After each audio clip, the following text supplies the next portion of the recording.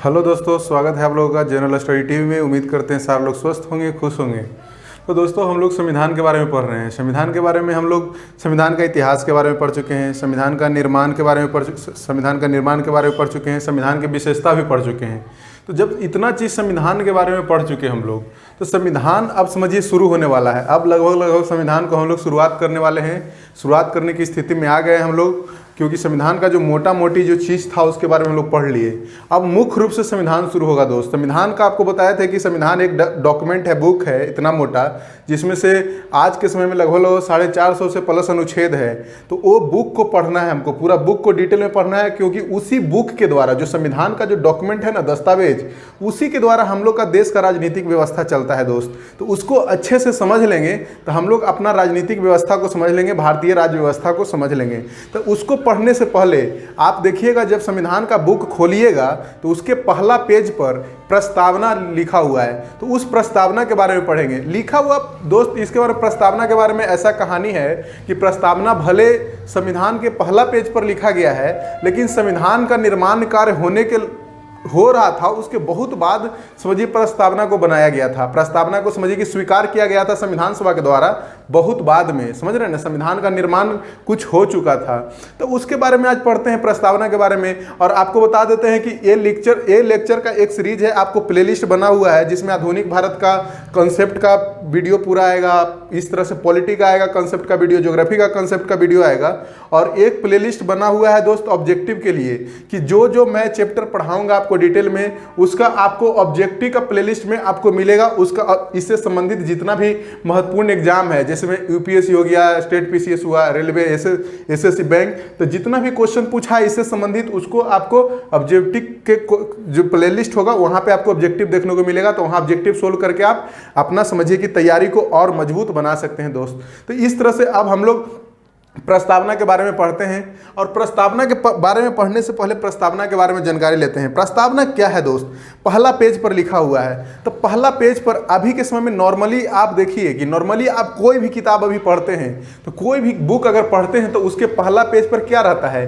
Content रहता है कि चैप्टर के अंदर क्या है, ठीक। और उसके बाद में कुछ ऐसा देखिए कि बुक के अंदर समझिए कि आमुख नाम का कुछ रहता है लिखा हुआ, और उस पेज को पढ़ने से आपको पता चल जाता है कि इस बुक के अंदर में क्या डील किया गया है, क्या डिटेल में नॉलेज दिया गया है। तो समझ रहे ना, आपको बुक के पहला पेज में एक समझिए कि प्रस्तावना टाइप का ही रहता है, जिसको पढ़ने से आपको बुक का ओवरऑल अंडरस्टैंडिंग आपको डेवलप हो जाता है। तो उसी चीज को प्रस्तावना है। तो प्रस्तावना क्या करेगा? जो पूरा संविधान इतना मोटा बुक है उसका समझिए कि पूरा समझ विकसित कर देगा हमको एक पेज में। तो उसी संविधान प्रस्तावना को आज डिटेल पढ़ते हैं कि प्रस्तावना लिया कहां से गया, प्रस्तावना का अर्थ क्या है, और प्रस्तावना में जो महत्वपूर्ण शब्द है तो उसका क्या मतलब है, तो उसको जानने की कोशिश करते हैं। और देखिए कि पहला यहाँ पहले प्रस्तावना का बेसिक जानते हैं कि प्रस्तावना सर्वप्रथम कौन ऐसा देश का संविधान था जो प्रस्तावना को अपनाया था?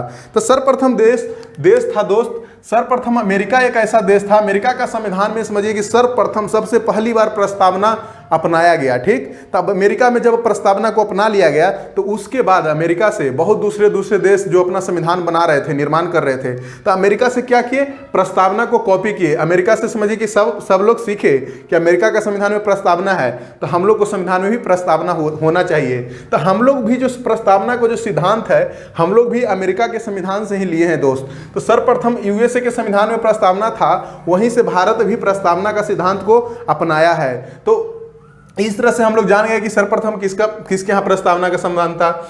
और प्रस्तावना को जानने से पहले आप समझिए कि प्रस्तावना के बारे में कुछ जो समझिए संविधान के ज्ञाता हैं वो कुछ बोले हैं कि प्रस्तावना क्या है। तो देखिए, जिसमें एक है व्यक्ति एन ए पालकी वाला क्या बोला है कि संविधान का परिचय पत्र है। मैंने बोले हैं ये कि संविधान का परिचय पत्र है। प्रस्तावना जो है संविधान का क्या है? परिचय पत्र है, आइडेंटिटी कार्ड है। तो आपको पता है, ये बोल रहे हैं कि आइडेंटिटी कार्ड है। आइडेंटिटी कार्ड, आप भी क्लास जाते होंगे, कोचिंग जाते होंगे, तो आपका आइडेंटिटी कार्ड बनता होगा। तो ये बोल दिया गया कि आइडेंटिटी कार्ड है, आपका भी कुछ आइडेंटिटी है। आप धरती पर पैदा हुए, उसके बाद आपका कोई आइडेंटिटी बना। तो देखिए यहाँ लिखा हुआ क्या? संविधान का परिचय पत्र है, आइडेंटिटी कार्ड है। तो आइडेंटिटी कार्ड ऐसे भी कब बनता है दोस्त? व्यक्ति बनता है पहले की आइडेंटिटी बनता है, तो पहले व्यक्ति बनता है उसके बाद उसका आइडेंटिटी बनता है। तो उसी तरह से हम लोग इसको समझने की कोशिश करेंगे कि पहले मेरा संविधान बना और संविधान का एक आइडेंटिटी बना, उसी को प्रस्तावना बोलते हैं। समझ रहे हैं ना, कॉलेज में पहले आप एडमिशन लेते हैं उसके बाद ना आपका आइडेंटिटी कार्ड बनता है। तो उसी तरह से है कि संविधान हम लोग का पूरा निर्माण हो गया था, तो सबसे लास्ट में जो बना था प्रस्तावना आया, वो एक आइडेंटिटी कार्ड के रूप में, परिचय पत्र के रूप में संविधान के प्रस्तावना आया। उसको हम लोग संविधान के परिचय पत्र के रूप में जानते हैं। और एक कौन व्यक्ति बोले थे? एन.ए. पालकी वाला। एन.ए. पालकी वाला जैसा और भी बहुत महत्वपूर्ण व्यक्ति थे, जैसे अल्लादी कृष्ण स्वामी अय्यर। तो अल्लादी कृष्ण स्वामी अय्यर क्या प्रस्तावना के बारे में बोले? ये बोले कि दीर्घकालिक सपनों का विचार है। मैंने इसमें बहुत सारा ऐसा विचारधारा है प्रस्तावना में जो बहुत लंबे समय में पूरा किया जा सकता है, भारत के द्वारा अचीव किया जा सकता है। भारत का जो भविष्य का जो सरकार रहेगा वो क्या करेगा, एक लंबे समय में उसको समझिए कि हासिल करने की कोशिश करेगा इस विचारधारा को जो प्रस्तावना में है। तो वही बोलना चाह रहे हैं कि दीर्घकालिक सपनों का विचार है प्रस्तावना। मैंने प्रस्तावना में बहुत ऐसा विचारधारा भरा हुआ है जिसको भविष्य का सरकार क्या करेगा, हासिल करेगा। समझ रहे हैं ना, जैसे में न्याय का बात किया जाता है, सामाजिक, आर्थिक, राजनीतिक न्याय का। तो आर्थिक न्याय आज भी हम लोग हासिल करने की कोशिश कर रहे हैं दोस्त। समझिए कि सामान्य कार्य के लिए समान वेतन महिला को दिया जाने का बात किया गया है अनुच्छेद 39 में। तो क्या कर रहे हैं हम लोग, समझिए कि सामाजिक न्याय की ओर आगे बढ़ रहे हैं। तो वो हम लोग के पहले ही अनुमान लगा दिया था, उसमें संविधान सभा ये चीज सोच लिए थे। समझ रहे हैं, संविधान सभा जो बना रहे थे। तो अब देखिए इतना सारा कहानी समझिए, प्रस्तावना के बारे में समझ गए क्या है प्रस्तावना। एक समझिए कि दार्शनिक विचारधारा से भरा हुआ चीज है जो समझिए भविष्य में पूरा किया जाएगा सरकार के द्वारा।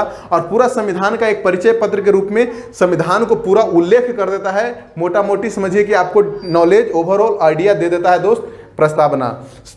इसीलिए इसको शुरुआत में रखा गया। बना तो ये बाद में था, आइडेंटिटी कार्ड आपको पता है बाद में बनता है, तो प्रस्तावना भी बना बाद में था, लेकिन इसको सबसे पहला पेज पर जगह दिया गया भारत के संविधान में। तो इस तरह से हम लोग प्रस्तावना के बारे में कुछ बेसिक बात समझे। तो प्रस्तावना का उद्देश्य किस तरह से आया, संविधान सभा में किस तरह से विचार आया, उसको जानने की कोशिश करते हैं। तो सबसे पहले आपको पता होगा कि 9 दिसंबर 1946 को संविधान सभा का पहली बैठक हुआ था।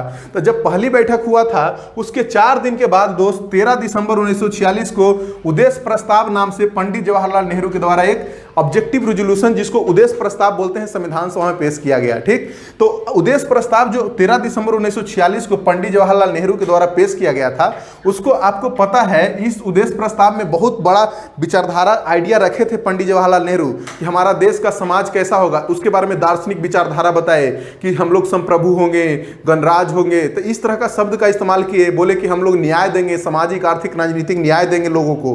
तो इस तरह का उद्देश्य प्रस्ताव में वर्णन था। तो संविधान सभा के सामने जब उद्देश्य प्रस्ताव रखा गया तो उस समय उस पर पूरा विचार विमर्श हुआ। विचार विमर्श होने के बाद बहुत दिनों के बाद 22 जनवरी 1947, समझिए कि कुछ समय लग गया। 13 दिसंबर 1946 को आया था प्रस्ताव, लेकिन 22 जनवरी 1947 को संविधान सभा क्या किया, इस उद्देश्य प्रस्ताव को स्वीकार कर लिया। बोला कि चलो ठीक है, उद्देश्य प्रस्ताव जो पंडित जवाहरलाल नेहरू पेश किया है संविधान सभा में, उसको स्वीकार किया जाता है संविधान सभा के द्वारा।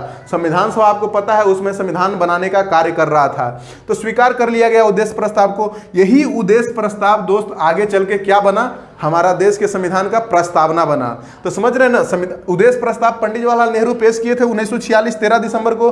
उसके बाद उसको अपनाया गया 22 जनवरी 1947 को, संविधान सभा के द्वारा स्वीकार किया गया। उसके बाद वो प्रस्तावना के रूप में भारतीय संविधान की आया। उसके बाद प्रस्तावना को मूल रूप से समझते हैं कि प्रस्तावना है क्या। तो आप प्रस्तावना कहीं भी बुक में देखिएगा, अब सरकारी जो NCERT का बुक होता है उसके हर पेज पर प्रस्तावना दिया हुआ रहता है, क्योंकि बुक जो एजुकेशन जो है भारत में जो शिक्षा दिया जा रहा है उसमें एक समझिए कि मकसद रहता है कि हर लोग को प्रस्तावना जानना चाहिए, क्योंकि प्रस्तावना समझिए पूरा समझिए कि संविधान का सार है, समरी है दोस्त। तो इस तरह से प्रस्तावना हर व्यक्ति को जानने का जरूरत है। और प्रस्तावना एक प्रकार का समझिए कुंजी है। संविधान क्या है, ताला है, प्रस्तावना एक प्रकार का कुंजी है, और प्रस्तावना के बिना संविधान खुल नहीं सकता है। तो ये भी आप समझ सकते हैं समझदारी डेवलप करने के लिए। उसके बाद प्रस्तावना को समझते हैं, प्रस्तावना क्या है। तो आप देखे होंगे नॉर्मल बुक में लिखा हुआ रहता है कि हम भारत के लोग भारत को संपूर्ण प्रभुत्व संपन्न समाजवादी धर्मनिरपेक्ष लोकतांत्रिक गणराज्य बनाने के लिए उसके समस्त नागरिकों सामाजिक, आर्थिक, राजनीतिक न्याय, विचार अभिव्यक्ति, धर्म, विश्वास व उपासना की स्वतंत्रता, उसके बाद प्रतिष्ठा व अवसर की समता, उसके बाद व्यक्ति की गरिमा, राष्ट्र की एकता एवं अखंडता का बंधुत्व बढ़ाने के लिए। और एक डेट लिखा हुआ रहता है दोस्त 26 नवंबर 1949, को संविधान को अंगीकृत अधिनियमित आत्मर्पित किए। इतना पूरा प्रस्तावना लिखा हुआ है। लेकिन आप जब प्रस्तावना को ध्यान से देखिएगा तो हर चीज जो संविधान में पूरा डिटेल में है, हर चीज आपको यहाँ नजर आ रहा है। लेकिन अभी आपको नजर नहीं आ रहा होगा, लेकिन आप देखिए किस तरह से नजर आ रहा है दोस्त। आप ध्यान दीजिए, यहाँ शब्द क्या है? हम भारत के लोग, हम भारत के लोग, ठीक समझ रहे हैं? कौन? हम भारत के लोग, हम लोग, आप लोग सब क्या करते हैं? हम भारत के लोग भारत को क्या कर रहे हैं? संपूर्ण प्रभुत्व संपन्न, समाजवादी, धर्मनिरपेक्ष, लोकतांत्रिक गणराज्य बनाने के लिए, समझ रहे हैं ना? हम भारत के लोग भारत को संपूर्ण प्रभुत्व, संपन्न, समाजवादी, धर्मनिरपेक्ष, लोकतांत्रिक गणराज्य बनाने के लिए, समझ रहे हैं? तो कौन बना रहा है? हम बना रहे हैं। तो इसका मतलब यहाँ क्या हुआ दोस्त? हम भारत के लोग क्या दर्शा रहा है? शक्ति। संविधान को शक्ति कौन दे रहा है? संविधान को शक्ति का स्रोत दर्शा रहा है दोस्त। संविधान के शक्ति का स्रोत दर्शा रहा है। संविधान के शक्ति का स्रोत दर्शा रहा है, समझ रहे हैं? संविधान के शक्ति का स्रोत दर्शा रहा है दोस्त, हम भारत के लोग, समझ रहे हैं? हम भारत के लोग। कौन दे रहा है शक्ति? संविधान को शक्ति कौन दे रहा है? संविधान को शक्ति भारत के लोग दे रहा है। तो ये दर्शा रहा है हम भारत के लोग संविधान के शक्ति का स्रोत। उसके बाद आगे देखिए, भारत को कैसा बनाना है हमको? संपूर्ण प्रभुत्व, संपन्न, समाजवादी, धर्मनिरपेक्ष, लोकतांत्रिक गणराज्य। तो ये क्या दर्शा रहा है? समझ रहे हैं? ये ऐसा बनाना है हम लोग को, भारत को संपूर्ण प्रभुत्व, संपन्न, समाजवादी, धर्मनिरपेक्ष, लोकतांत्रिक गणराज्य बनाना है। तो ये क्या बता रहा है? राज्य का प्रकृति बता रहा है। हम लोग का देश का क्या बता रहा है? प्रकृति के बारे में बात हो रहा है दोस्त। यहां समझिए कि हम भारत के लोग क्या हुआ? संविधान के शक्ति का स्रोत हुआ। और ये जो है दोस्त, ये क्या बता रहा है? ये सब समझिए कि राज्य के प्रकृति के बारे में बता रहा है, देश के प्रकृति के बारे में बता रहा है दोस्त, राज्य के प्रकृति के बारे में बता रहा है कि हमारा देश का नेचर कैसा होगा, समझ रहे हैं ना? हमारा देश का प्रकृति कैसा होगा? हम लोग का प्रकृति होगा संप्रभु होगा, समाजवादी होगा, धर्मनिरपेक्ष होगा, लोकतांत्रिक होंगे हम लोग, समझ रहे हैं ना? शक्ति देख लिए, कौन दिया? भारत का जनता दिया। हम भारत के लोग संविधान को शक्ति दे रहा है और भारत को कैसा बना रहा है? संप्रभु बना रहा है, समाजवादी बना रहा है, धर्मनिरपेक्ष बना रहा है, लोकतांत्रिक। तो ये क्या हुआ? राज्य का प्रकृति हुआ दोस्त। और उसके बाद बोला जाता है समस्त नागरिकों के, उसके बाद लिखा हुआ होगा, देखिएगा, पढ़िएगा प्रस्तावना, समस्त नागरिकों को सामाजिक, आर्थिक, राजनीतिक क्या? न्याय।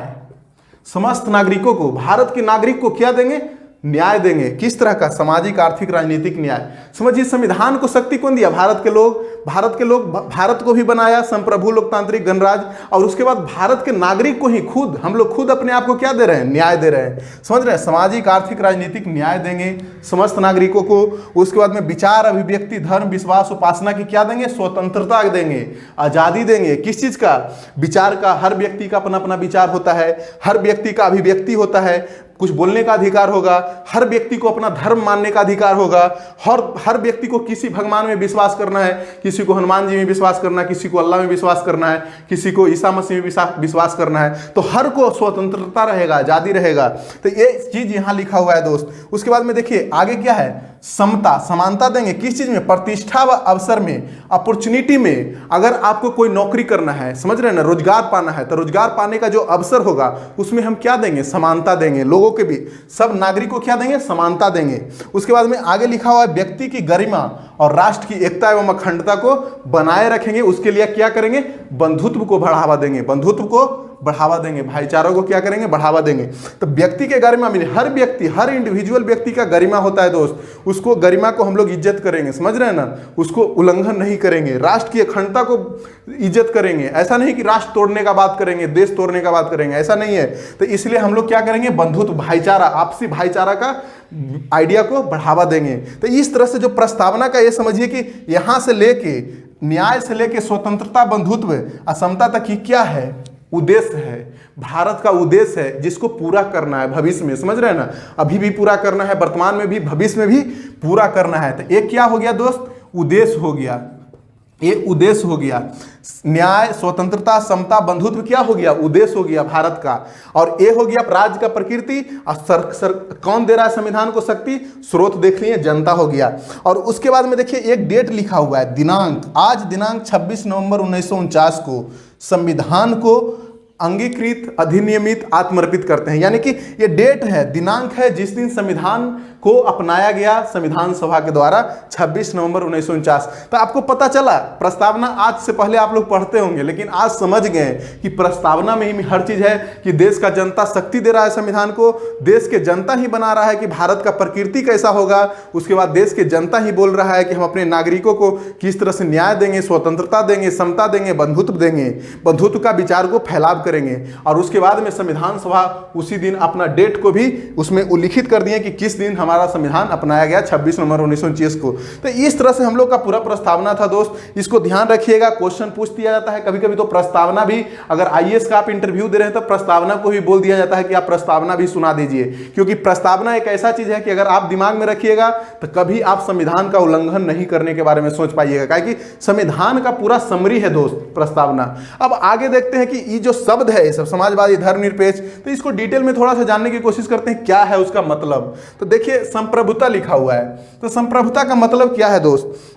संप्रभुता का सिंपल सा मतलब होता है कि हम अपना कोई भी काम करें, आंतरिक या बाह्य मामले में, आंतरिक या बाह्य मामले में हम क्या होगा, निर्णय लेने में स्वतंत्र होंगे। कोई भी देश हो, आंतरिक या बाह्य मामले का अंदर अगर अपना देश के अंदर कोई काम करना चाहते हैं, किसी दूसरे देश से कोई संबंध बनाना चाहते हैं, किसी से युद्ध लड़ना चाहते हैं, किसी को अपना जमीन का टुकड़ा देना चाहते हैं, किसी दूसरे से अपना जमीन, किसी दूसरे के देश से जमीन का टुकड़ा लेना चाहते हैं। जैसे अभी करंट में एग्जाम्पल देखोगे, बांग्लादेश और इंडिया के बीच जब लैंड बॉर्डर एग्रीमेंट हुआ था तो उसमें बहुत सारा गांव बांग्लादेश भारत को देना पड़ा और भारत को बांग्लादेश को गांव देना पड़ा। तो वो सब करने के लिए क्या होंगे, हम स्वतंत्र होंगे, किसी पर निर्भर नहीं होंगे, किसी से हमको पूछने की जरूरत नहीं पड़ेगा। तो इस मामले में हम क्या हैं, संप्रभु हैं, मतलब कि हम स्वतंत्र हैं, आंतरिक एवं बाह्य मामले में निर्णय लेने में क्या है, स्वतंत्र हैं। और इसके बारे में एक चीज बोला जाता है कि हम लोग संप्रभु बने कब से? संप्रभु हम लोग बने दोस्त 26 जनवरी 1950 से। तो आपको लग रहा होगा कि हम लोग का देश तो आजाद हो गया 15 अगस्त 1947 को, तो हम लोग संप्रभु क्यों 26 जनवरी 1950 के बने? क्योंकि 26 जनवरी 1950 को इसलिए बने दोस्त, उसमें हम लोग का संविधान पूर्ण रूप से लागू हो गया था। उसमें जो संवैधानिक हेड थे, राष्ट्रपति अपना पद संभाल चुके थे। और 15 अगस्त 1947 से लेके और 1947 से लेके 26 जनवरी 1950 तक समझिए कि हम लोग क्या थे, डोमिनियन स्टेट थे। डोमिनियन स्टेट मतलब संवैधानिक हेड जो था ना, वहाँ का राजा रानी था और प्रशासन हम लोग भारतीय लोग चला रहे थे। तो ये चीज़ ध्यान में रखिएगा। एक बात और बोला जाता है कि जब हम लोग किसी संगठन का हिस्सा जब होते हैं, मान लिया जाए कि अब अभी के समय में भारत यूनाइटेड नेशन का सदस्य है, संयुक्त राष्ट्र का सदस्य है, उसमें राष्ट्रमंडल का सदस्य हो गया था, कॉमनवेल्थ का मेंबरशिप ले लिया था। तो बोला जा रहा था कि देखो दूसरे संगठन में भारत सदस्यता प्राप्त कर रहा है तो उसको उसका बात मानना पड़ेगा। जैसे में आज WTO का मेंबर है भारत, तो WTO कुछ गाइडलाइंस जब लागू करता है तो भारत को भी मानना पड़ता है, कुछ दूसरे देश को भी मानना पड़ता है। तो उससे क्या संप्रभुता हानि होता है, संप्रभुता समझिए कम होता है किसी देश का। तो ऐसा मत समझिए कि संप्रभुता उससे कम होता है, संप्रभुता उससे कम नहीं होता है दोस्त, क्योंकि हम लोग स्वतंत्र हैं। हम लोग संयुक्त राष्ट्र का मेंबर बनना चाहें तो बने हैं, ठीक है, अपना समझिए कि स्वेच्छा से बने हैं। कॉमनवेल्थ का भी मेंबर लिए हैं तो हम लोग स्वेच्छा से लिए हैं। WTO का मेंबर भी है, हम लोग स्वेच्छा से लिए हैं, समझ रहे हैं ना। कोई भी अभी क्लाइमेट चेंज का एग्रीमेंट होता है तो उसमें हम लोग सदस्यता की अपना स्वेच्छा से लेते हैं। अभी देखिए एग्जाम्पल लीजिए, अमेरिका क्लाइमेट चेंज के एग्रीमेंट से बाहर निकल गया तो अपना स्वेच्छा से डिसीजन लिया। तो इससे ये मत समझ लीजिएगा कि संप्रभुता क्या होता है, कम होता है। इससे संप्रभुता कम नहीं होता है, ये चीज ध्यान रखें। उसके बाद दूसरा शब्द है दोस्त समाजवादी। समाजवादी को समझिए कि जब 1950 में अगर आपको पूछा जाए कि 1950 में अगर आपको पूछा जाता कि समाजवादी का अर्थ क्या है, तो आप सिंपल सा दिमाग में आता, आपको जानते हैं, कम्युनिस्ट समाजवादी, कम्युनिज्म, समझ रहे हैं ना, मार्क्सवादी, कार्ल मार्क्स ध्यान में आता। तो कार्ल मार्क्स का जो समाजवादी का कॉन्सेप्ट है वो थोड़ा सा डिफरेंट है और भारत का जो समाजवादी का कॉन्सेप्ट है वो डिफरेंट है। और ऐसे भी जो समाजवादी शब्द का उल्लेख जो भारत में था उस संविधान में कहीं नहीं किया गया था। और ये संविधान में समझिए कि 42वें संविधान संशोधन 1976 के द्वारा इसको ऐड किया गया था दोस्त। 42वां संविधान जब 1976 में हुआ था उस समय इसको समाजवादी को हम लोग ऐड किए थे। शुरू में मूल रूप से संविधान में प्रस्तावना में ये समाजवादी शब्द नहीं था। तो हम लोग का क्या संवैधानिक समाजवादी है भाई? उसमें तो मार्क्सवादी समाजवाद का सिद्धांत चलता था कि नहीं, हम मार्क्सवादी सिद्धांत समाजवाद का मतलब होता है क्या कि जो मजदूर वर्ग जो लोग हैं वो क्या करेंगे, जो धन को इकट्ठा किए हुए एक जगह, उससे हम लोग संघर्ष करके बराबरी करने का अधिकार लेंगे, उसको से संघर्ष करेंगे, संघर्ष करने की कोशिश करेंगे, समझ रहे हैं ना। तो संघर्ष करने की कोशिश करेंगे। लेकिन भारत का समाजवाद जो है लोकतांत्रिक समाजवाद है, संघर्ष का बात नहीं बोलता है। हम लोग समझिए कि डिस्ट्रीब्यूशन ऑफ जो रिसोर्स है ना, रिसोर्स का जो बंटवारा है वो एक प्रकार के अपॉर्चुनिटी देके करना चाहते हैं। ऐसा नहीं है कि अभी के समय में एग्जांपल लीजिए, भारत में अगर समाजवाद का, पुराने समाजवाद का, मार्क्सिस्ट समाजवाद का मतलब उदाहरण समझा रहे हैं आपको कि मुकेश अंबानी के पास मान लीजिए कि आज 6 लाख करोड़ रुपया का संपत्ति है, ठीक, तो उसको छीन के गरीब लोगों के बीच में बांट देना, ये मार्क्सवादी समाजवाद का सिद्धांत है दोस्त। संघर्ष करके उससे धन को हमको छीनना है, ठीक। लेकिन भारत में क्या है, भारत में उल्टा है सिचुएशन। भारत में अवसर दिया जाता है। यहां देखिए, पढ़े थे ना हम लोग, अवसर की समानता है, अवसर की समानता है।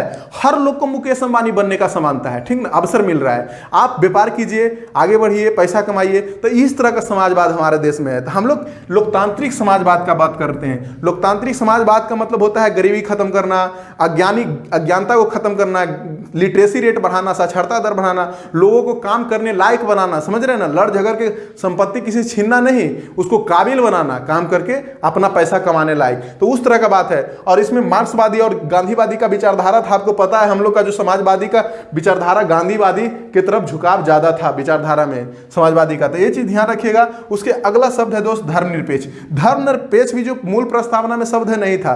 धर्मनिरपेक्ष भी 42वें संविधान संशोधन 1976 के द्वारा प्रस्तावना में जोड़ा गया। और धर्मनिरपेक्ष इसलिए नहीं मूल संविधान में था क्योंकि जो संविधान सभा के सदस्य थे वो ये चीज समझते थे कि धर्मनिरपेक्ष का जो कॉन्सेप्ट है 1950 में, अगर धर्मनिरपेक्ष के बारे में भी बोला जाए ना आपको, तो आपको पता चलेगा कि धर्मनिरपेक्ष का मतलब होता था दोस्त उसमें complete separation of religion and state. समझ रहे हैं ना, कंप्लीट सेपरेशन था, माने डाइवोर्स था। न राज धर्म में इंटरफेयर करेगा, न धर्म राज में इंटरफेयर करेगा। धर्म अपना हिसाब से काम करेगा, राज अपना हिसाब से काम करेगा। ये था उसमें 1950 में डिफिनेशन, परिभाषा था धर्मनिरपेक्ष का। तो इसलिए धर्मनिरपेक्ष शब्द को तो नहीं इंक्लूड किया था संविधान में, लेकिन आपको पता है कि अनुच्छेद 25 से लेकर 28 तक, 29, 30, बहुत सारा 14, 15, तो हम लोग में जो अनुच्छेद इंक्लूड कर दिया गया था, मौलिक अधिकार, ऐसा ऐसा मौलिक अधिकार इंक्लूड कर दिया था जो धर्मनिरपेक्ष को ही शो करता था कि हर व्यक्ति को यहाँ धार्मिक रूप से स्वतंत्रता है। समझ रहे हैं ना, धार्मिक रूप से यहाँ देखिए लिखा हुआ है ना, अभिव्यक्ति धर्म, अब विश्वास उपासना का क्या है, स्वतंत्रता है। कोई भी धर्म आप मानने के लिए स्वतंत्र हैं। तो धर्मनिरपेक्ष शब्द तो इस्तेमाल नहीं किया गया था, लेकिन 42वें संविधान संशोधन 1976 में धर्मनिरपेक्ष शब्द को यूज किया गया, लेकिन इसका सकारात्मक कंसेप्ट लाया गया। क्योंकि वेस्टर्न कंट्री जो है ना, यूरोप वगैरह, अमेरिका वगैरह में नेगेटिव कंसेप्ट है, क्योंकि वहां दोनों का इंटरफेरेंस नहीं है। धर्म में कुछ बुराई भी होगा ना तो राज कुछ नहीं करेगा, राज सीधे अलग है धर्म से। लेकिन भारत बोला नहीं भाई, ऐसा नहीं चलने वाला है। मेरे यहाँ क्या होगा, राज का कोई एक आधिकारिक धर्म तो नहीं होगा, ठीक है, राज कोई एक ऑफिशियल धर्म नहीं होगा, लेकिन राज इंटरफेयर करेगा। अगर आप धर्म में कोई गलत काम कर रहे हैं, किसी को मार रहे हैं धर्म के नाम पर, बोल रहे हैं मेरा धर्म में लिखा हुआ है कि किसी को बलि देना चाहिए, लड़का को काट देना चाहिए, तो धर्म वहां इंटरफेयर करेगा, बोलेगा कि नहीं ऐसे नहीं चलने वाला है, हम वहां इंटरफेयर करेंगे। सब धर्म को समान संरक्षण है, सब धर्म को एक रूप से बढ़ावा मिलेगा, लेकिन किसी में बुराई अगर होगा तो इंटरफेयर भी करेगा। कंप्लीट सेपरेशन जो धर्म और राज के बीच है वो भारत में नहीं है दोस्त। तो धर्मनिरपेक्ष का मेरा जो परिभाषा है हम लोग का, वो भी अपना परिभाषा बनाए हम लोग, समझ रहे हैं ना। हम लोग इंटरफेयर करेंगे धर्म में अगर कोई गलत होगा तो समझ। तो 3 तलाक वाला भी एग्जांपल देख सकते हैं। 3 तलाक को बैन किया ना गवर्नमेंट कानून लाके, तो क्या है, धर्म में इंटरफेयर किए हम लोग, गलत हो रहा था महिला के साथ, मुस्लिम महिला के साथ, तो बैन किया गया कानून को। तो इस तरह से हम लोग धर्मनिरपेक्ष, हम लोग का अपना परिभाषा है दोस्त, इसके बारे में समझे। उसके बाद में लोकतंत्र समझिए। लोकतंत्र का मतलब क्या होता है, जनता का शासन। लोकतंत्र का मतलब होता है जनता का शासन। लोकतंत्र 2 तरह का होता है दोस्त, एक प्रत्यक्ष लोकतंत्र, एक अप्रत्यक्ष लोकतंत्र। प्रत्यक्ष लोकतंत्र हमेशा छोटे देश में चलता है, क्योंकि प्रत्यक्ष लोकतंत्र में हमेशा जो भी कोई भी डिसीजन सरकार लेगा तो जनता से पूछ करके लेना पड़ता है, रिफरेंडम के द्वारा, समझ रहे हैं ना, वहाँ रिफरेंडम वगैरह करवाया जाता है, जन्म संग्रह वगैरह। तो वो छोटा देश में संभव है, जैसे स्विट्जरलैंड में क्या है, प्रत्यक्ष लोकतंत्र है। लेकिन भारत जैसा इतना बड़ा जनसंख्या वाला देश, जहाँ 130 करोड़ से ऊपर जनसंख्या है, वहाँ प्रत्यक्ष लोकतंत्र काम नहीं कर सकता है। कुछ लोग ही संसद में जाके लोकसभा में बैठ के काम करेंगे, कानून बनाएंगे, बहुत लोग। तो अप्रत्यक्ष लोकतंत्र है हम लोग के यहाँ। प्रत्यक्ष लोकतंत्र का मतलब हुआ कि प्रतिनिधि लोकतंत्र, मतलब कि कुछ लोग मिलके एक सदस्य को, अपना प्रतिनिधि को चुन के संसद में भेजेंगे, वो उसके लिए काम करेंगे, वो पूरा जनता का प्रतिनिधि करेंगे। तो इस तरह से हम लोग इनडायरेक्ट रूप से सही, लेकिन हम लोग लोकतंत्र है, जनता का शासन है, और हमेशा 5 वर्ष में चुनाव होता है, जो इसको और पुख्ता करता है, मजबूत बनाता है लोकतंत्र को। 5 वर्ष में चुनाव होगा, ऐसा नहीं है कि आप एक बार सरकार बना लिए तो जीवन भर आपका सरकार चलेगा। और एक चीज और लोकतंत्र को मजबूत बनाता है, क्या? सार्वभौम वयस्क मताधिकार। सार्वभौम वयस्क मताधिकार जो अनुच्छेद 326 में हम लोग को दिया गया है हर लोग को, कि 18 वर्ष से ऊपर आप आयु कंप्लीट कर चुके हैं तो आपको वोट देने का अधिकार है, लोकसभा विधानसभा में तो वोट दे सकते हैं। तो हम लोग चुनने का अधिकार है अपना नेता को, प्रतिनिधि को। तो इस तरह से लोकतंत्र के मतलब समझे दोस्त। उसके बाद में देखिए, लोकतंत्र का मतलब जनता शासन। एक और शब्द है गणराज। गणराज को समझते हैं। गणराज क्या है? तो गणराज है दोस्त, राज का जो संवैधानिक प्रमुख जो होगा ना, वो निर्वाचित होना चाहिए। राज का संवैधानिक प्रमुख निर्वाचित होना चाहिए। इसका मतलब क्या हुआ? ऐसा भी होता होगा, इसका मतलब कि राज का संवैधानिक प्रमुख निर्वाचित नहीं होता होगा, वंश के आधार पर आता होगा। अब जिसमें ब्रिटेन का आप एग्जांपल ले लीजिए, वहाँ राजा रानी जो होती है वो राज का संवैधानिक प्रमुख होती है। अब मुख्य रूप से जो काम करता है वहाँ का प्राइम मिनिस्टर सरकार को चलाता है।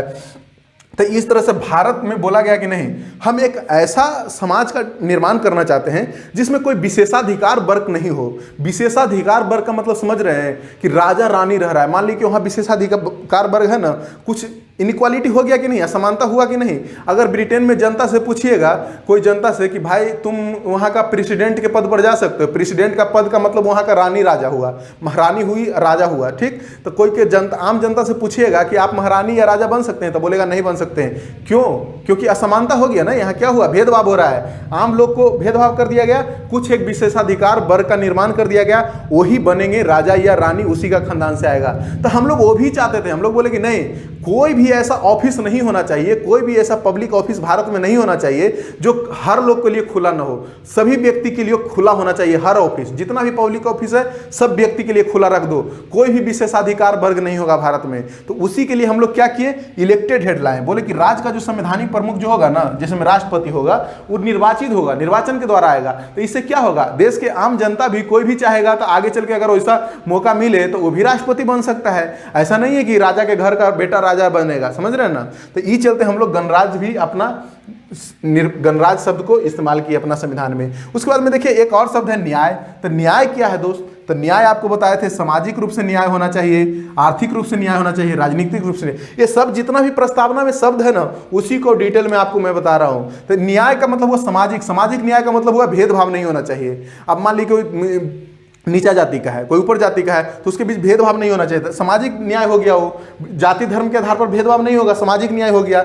आर्थिक न्याय का मतलब हुआ दोस्त, आर्थिक रूप से भी न्याय होना चाहिए। ऐसा भी नहीं है कि किसी को अवसर ज़्यादा मिल रहा है, किसी को अवसर कम मिल रहा है। धन का संकेंद्रण जो अनुच्छेद 1939 में जो है राज्य की नीति निर्देशक तत्व में, उस पर सरकार को कंट्रोल करने की जरूरत है। तो समझ रहे हैं, तो आर्थिक न्याय भी होना चाहिए। राजनीतिक न्याय का मतलब हुआ कि हमको भी चुनाव लड़ने का अधिकार होना चाहिए, वोट देने का अधिकार होना चाहिए। जैसे सार्वभौम मताधिकार क्या है, तो राजनीतिक न्याय का एग्जांपल है, हम भी चुनाव लड़ सकते हैं, एमपी का इलेक्शन लड़ सकते हैं, सब भी लड़ सकता है। तो राजनीतिक न्याय का बात है, कोई भेदभाव नहीं होगा। उसके बाद देखिए स्वतंत्रता होना चाहिए। स्वतंत्रता होना चाहिए बिना रोक टोक का अभाव। स्वतंत्रता आम मतलब होता है दोस्त रोक टोक का अभाव, मतलब कि कोई आपको रोक टोक नहीं कर रहे हैं। एब्सेंस ऑफ रिस्ट्रेन, समझ रहे हैं ना, एब्सेंस ऑफ रिस्ट्रेन यानी रोक टोक का अभाव। और उसके बाद में स्वतंत्र रूप से खुद को विकास करना। कोई भी व्यक्ति, इसके बारे में यूपीएससी में एक प्रीलिम्स में क्वेश्चन भी पूछ दिया था, स्वतंत्रता का मतलब पूछ दिया था, और उसके बाद में नीचे लिखा हुआ था स्वतंत्र रूप से खुद को विकास करना।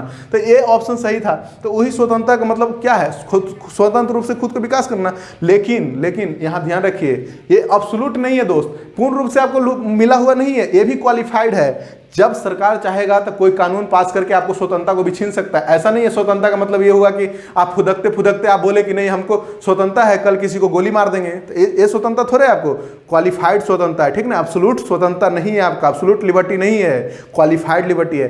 कानून के द्वारा संसद चाहे तो आपको स्वतंत्रता पर भी लगाम लगा सकता है, समझ रहे हैं ना। तो ये चीज़ ध्यान में रखिएगा, कोई भी चीज़ एब्सोल्यूट नहीं होता है। जब कोई अधिकार आपको दिया जा रहा है तो उसके पीछे कुछ ना कुछ टर्म्स एंड कंडीशन होता है दोस्त।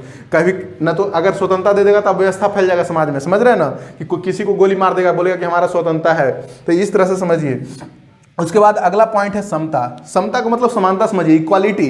तो इक्वालिटी किस चीज़ में है, नागरिक को भी इक्वालिटी होना चाहिए, नागरिक समानता होना चाहिए, आर्थिक रूप से भी समानता होना चाहिए, राजनीतिक रूप से भी समानता होना चाहिए। तो नागरिक रूप से समानता का अधिकार हमको मिला हुआ है संविधान में। देखिए कहाँ मिला हुआ है, अनुच्छेद 14 में नागरिक रूप से समानता है ना। किसी भी धर्म, जाति, लिंग, कि वंश के आधार पर भेदभाव नहीं किया जाएगा, समानता है। उसके बाद 15 में भी है किसी भी पब्लिक प्लेस पर आप जा सकते हैं बिना किसी भेदभाव के। 16 में भी है कोई भी नौकरी में आप अवसर प्राप्त कर सकते हैं बिना किसी भेदभाव के। रिजर्वेशन अलग बात है, उसको डिस्कस करेंगे जब मौलिक अधिकार डिटेल में जब पढ़ेंगे, तो रिजर्वेशन आरक्षण को भी पढ़ेंगे क्यों दिया जाता है, तो उसको ध्यान रखिए। और 17 में भी क्या है, छुआछूत नहीं कर सकते हैं, छुआछूत का अंत है। तो ये सब नागरिक समानता का उदाहरण है दोस्त। उसके बाद आर्थिक समानता का उदाहरण देखिए, अनुच्छेद 39 में क्या है, महिला और पुरुष के बीच में क्या बोला गया है, समान कार्य के लिए समान वेतन देना चाहिए। तो अनुच्छेद 39 भी एक आर्थिक समानता की बात कर रहा है, तो ये भी आर्थिक समानता का हम लोग बात करते हैं संविधान में। और उसके बाद राजनीतिक समानता, राजनीतिक समानता कहाँ है दोस्त, अनुच्छेद 325 देखिए। 325 में राजनीतिक समानता का मतलब हुआ कि मैं भी कल MP और MLA का इलेक्शन लड़ सकता हूँ, समझ रहे हैं ना, और उसके बाद चुनाव जीत के जा सकता हूँ। कोई भेदभाव नहीं होगा कि मैं किस जाति का हूँ, किस धर्म का हूँ, किस लिंग का हूँ, समझ रहे हैं। तो इस तरह से भेदभाव समाप्त है, राजनीतिक समानता मिला हुआ है। 326 में बिना किसी भेदभाव के सार्वभौम वयस्क मताधिकार है ना, किसी को वोट देने के लिए थोड़े पूछा जाता है कि आप किस जात का है, किस धर्म का है। बस 18 साल से ऊपर आयु कंप्लीट कीजिए, एक वोटर ID कार्ड बनवाइए, उसके बाद वोट दीजिए। तो इस तरह से सार्वभौम वयस्क मताधिकार राजनीतिक समानता का भी एग्जाम्पल है। 326 अनुच्छेद में ये अधिकार मिला हुआ है दोस्त। उसके बाद देखिए बंधुत्व है।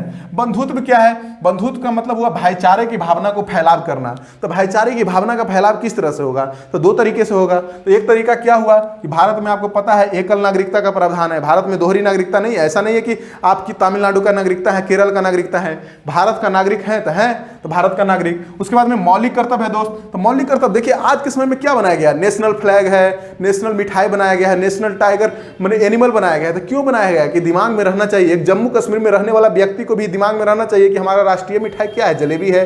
तमिलनाडु में भी रहने वाला व्यक्ति को दिमाग में रहना चाहिए कि राष्ट्रीय मिठाई जलेबी ही है। तो ये क्या कर रहा है, यूनाइट कर रहा है, भावना को जोड़ रहा है, समझ रहे, एक ही भावना, एक ही थ्रेड है ना, एक धागा को पकड़ के समझिए सारे लोग, पूरा देश के लोग इकट्ठे हैं कि नहीं है। इसीलिए बनाया गया नेशनल, हर चीज को नेशनल एनिमल बनाया गया, नेशनल फ्लैग बनाया गया, नेशनल समझिए कि पुष्प बनाया गया, फूल बनाया गया। तो इस तरह का ये भावना भाईचारों की भावना को बढ़ावा करता है दोस्त। एकल नागरिकता, मौलिक कर्तव्य। इसके बाद में देखिए कि मौलिक कर्तव्य केवल नागरिक को है, भारत के नागरिक के लिए। उसके बाद देखिए प्रस्तावना जब पूरा पढ़ लिए, कंप्लीट हो गया प्रस्तावना, ठीक है। तो प्रस्तावना जब कंप्लीट हो गया तो बोला जाता है प्रस्तावना संविधान का भाग है कि नहीं है। इतना देरी से हम लोग समझिए कि इसके बारे में पढ़ रहे हैं, मैंने याद करने की कोशिश कर रहे हैं, प्रस्तावना सब समझ लिए, लेकिन प्रस्तावना के बारे में संविधान का भाग है कि नहीं है, तो इसका भी जवाब कौन देगा, सुप्रीम कोर्ट देगा जवाब। अंतिम समझिए इंटरप्रिटेशन कौन करता है, सुप्रीम कोर्ट बोलता है। तो बेरूबारी संघवाद जब हुआ था 1960 में, बेरूबारी संघवाद हुआ था, केस हुआ था, तो उसमें सुप्रीम कोर्ट बोला कि प्रस्तावना संविधान का भाग नहीं है। यहाँ लिखा हुआ है नहीं है, संविधान का भाग नहीं है, इसलिए इसमें संविधान का संशोधन भी नहीं हो सकता है। समझ रहे हैं ना, बेरूबारी संघवाद में क्या बोला सुप्रीम कोर्ट, संविधान का भाग नहीं है प्रस्तावना, इसलिए इसमें संविधान संशोधन नहीं हो सकता है। ऑब्वियस सी बात है, अगर संविधान का भाग ही नहीं है तो उसमें अनुच्छेद 368 कैसे अप्लाई कर सकते हैं आप, संविधान संशोधन ऑब्वियस सी बात है नहीं होगा। तो ये तो हो गया बेरूबारी संघवाद। लेकिन फिर आगे बात आया बढ़ा, तो केशवानंद भारती वर्सेस केरल राज्य का बात आया दोस्त, केस आया केशवानंद भारती वर्सेस केरल राज्य का केस, आपको पता है 1973 में बहुत फेमस केस है, आप जानते हैं इसके बारे में। इसमें सुप्रीम कोर्ट क्या बोला, सुप्रीम कोर्ट बोला कि प्रस्तावना संविधान का इंटीग्रल पार्ट है, भाग है, संविधान का भाग क्या है, प्रस्तावना है, और इसमें संविधान संशोधन भी हो सकता है।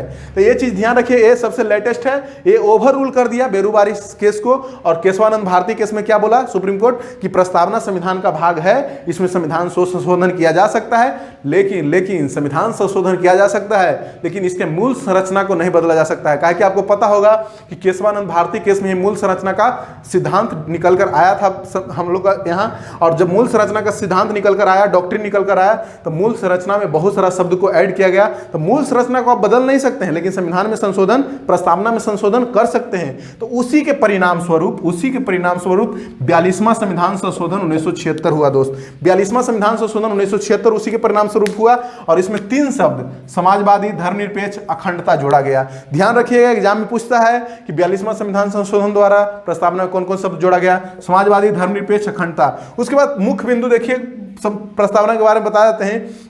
इतना सारा पढ़ लिए प्रस्तावना, लेकिन इसके बारे में जानते हैं एक पॉइंट क्या है, प्रस्तावना न तो विधायिका के शक्ति को स्रोत है और न ही उसकी शक्तियों पर प्रतिबंध लगाने वाला है। इसका मतलब समझ रहे हैं, इसके प्रावधान से संबंधित अंदर जाइएगा तो मौलिक अधिकार तो इसी पर आधारित है, राष्ट्र नीति निदेशक तत्व है, वो सब समझिए कि आपको मौलिक अधिकार में जाइएगा तो समझिए कि वो आप प्रतिबंध लगा सकते हैं लेजिस्लेचर के ऊपर, विधायिका के ऊपर। लेकिन प्रस्तावना को पर्टिकुलर रूप से बोला जाए कि प्रस्तावना केवल क्या करे, प्रस्तावना केवल न तो विधायिका को यानी पार्लियामेंट को, संसद को न तो उसको शक्ति देता है और न उसको शक्ति पर प्रतिबंध लगाता है। ये पॉइंट ध्यान रखिएगा। और एक गैर न्यायिक है दोस्त, इसको कोर्ट के द्वारा आप इन्फोर्सिएबल नहीं करा सकते हैं, सुप्रीम कोर्ट के द्वारा प्रस्तावना को। प्रस्तावना में हर जो पॉइंट है उसको डिटेल में आगे मौलिक अधिकार पढ़िएगा तो उसको आप इन्फोर्सिएबल करा सकते हैं कोर्ट में, वो न्यायोचित है, लेकिन एक गैर न्यायोचित है, समझ रहे हैं ना। और उसके बाद में आप बोलिएगा कि ठीक है, इतना पढ़ाने के बाद आप बोल दिए प्रस्तावना न तो विधायिका को शक्ति देता है, न उसका शक्ति पर प्रतिबंध लगाता है और न ही गैर न्यायिक है, तो इसका महत्व क्या है भाई? प्रस्तावना का कोई महत्व होगा ना, तो महत्व भी है। क्या महत्व है? देखिए, संविधान सभा के महान और आदर्श सोच को उल्लिखित करता है। पहला महत्व कि उसमें जो संविधान सभा बना रहे थे, संविधान का निर्माण कर रहे थे, तो उसका समझिए कि महान और आदर्श सोच को उल्लिखित कर रहा है कि नहीं। कितना अच्छा सोच था उनका, कितना महान सोच था जो फ्यूचर में सरकार पर निर्भर किए कि फ्यूचर में सरकार इसको पूरा करेगा। उसके बाद में संविधान के जब व्याख्या करने में मदद करता है दोस्त। एक और महत्व क्या है कि संविधान को व्याख्या करने में प्रस्तावना मदद करता है। किस तरह से मदद करता है कि जब भी संविधान का अनुच्छेद पढ़ते रहिए और आपके समझ में आने लगे कि कोई भी अनुच्छेद आप पढ़िए संविधान का और आपको लगे ना कि ये अनुच्छेद तो बोल रहा है कि तानाशाही जैसा बात कर रहा है, तो आप वहां कंफ्यूजन होने से पहले एक बार प्रस्तावना पढ़ लीजिए और प्रस्तावना में पढ़िए कि ऐसा तो कोई बात नहीं लिखा हुआ है यहाँ तानाशाही जैसा, तो वो समझ जाइए कि उसका मतलब हम गलत समझ रहे हैं, वो अनुच्छेद का मतलब कुछ सही होगा। तो इस तरह से संविधान को व्याख्या करने में मदद करता है प्रस्तावना। सुप्रीम कोर्ट को भी बहुत मदद करता है, आपको भी मदद करेगा। आप IAS का तैयारी करते हैं, अगर आंसर राइटिंग करते हैं तो आंसर राइटिंग करने के दौरान अगर संविधान से संबंधित अगर कोई प्रश्न को हल कर रहे हैं तो आप प्रस्तावना को ध्यान में रखिएगा।